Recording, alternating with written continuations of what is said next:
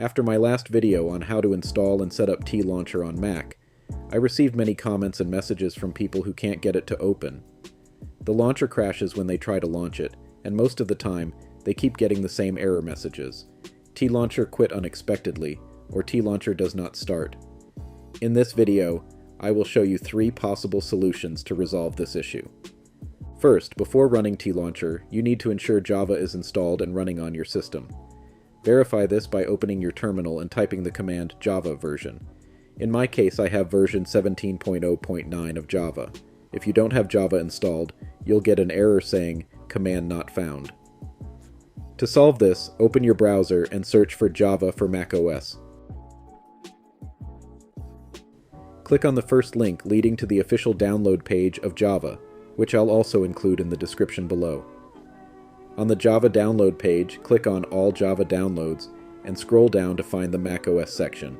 There are 2 options: macOS x64 for systems 10.7.3 and above, and macOS ARM64 for systems 12 and above. Choose the one that matches your macOS version. To verify your macOS version, click on the Apple logo at the top of your screen and select About this Mac. Check the version number in the Overview tab. Once you've confirmed your version, return to the Java download page and download the appropriate version. After downloading, locate the Java installer file and double-click to run it. Follow the installation instructions and enter your security password if prompted.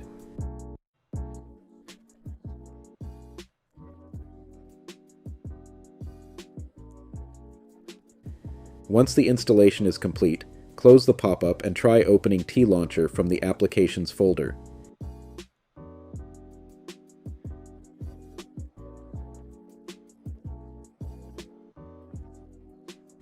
If you still encounter the same error, try this next solution. Open Finder by pressing Command plus space, search for Disk Utility, and press Enter. In Disk Utility, select your primary disk or partition and click on the First Aid button at the top of the window. A dialog box will appear asking for confirmation to run First Aid. Click Run to proceed. Another dialog box will ask for confirmation.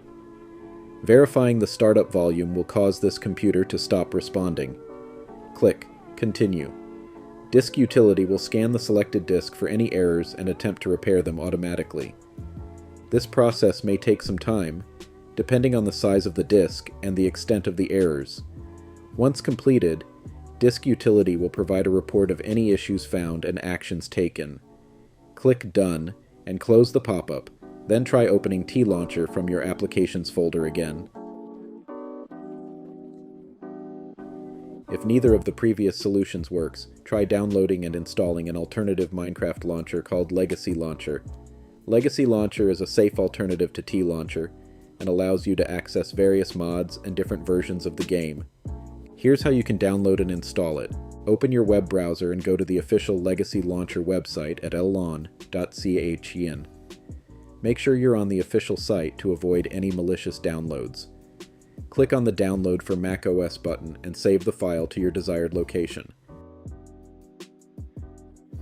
Once the download is complete, open your Downloads folder and locate the Legacy Launcher file, which should be named something like tl-legacy-dmg-dust. Double-click on it to open it. A new window will appear with the Legacy Launcher application icon and a shortcut to your Applications folder. Drag the Legacy Launcher icon into the Applications folder. Close the window and open Legacy Launcher from the Applications folder. If you see a warning message saying TL Legacy can't be opened because it is from an unidentified developer, click Cancel. To bypass this, go to System Preferences, click on Security and Privacy, and go to the General tab. At the bottom, you'll see a message about Legacy Launcher. Click Open Anyway. Another confirmation dialog will appear. Click Open. Legacy Launcher should now launch without any issues. The launcher will first update its files to the latest version. Once finished, the Legacy Launcher window should appear. Now, you need to set it up and install Minecraft. Select Create and Manage Accounts from the first drop-down menu, then click on the plus button to add a new account to the Legacy Launcher. Select the method you want to use to log in. You can log in with your Microsoft account, ely.byaccount, or with a simple username. I will use the last one. Click on the free WO Password button, add your username, and click Add Account. Once finished, select the account and go back to the main menu. Select your username and the version of Minecraft you want to install.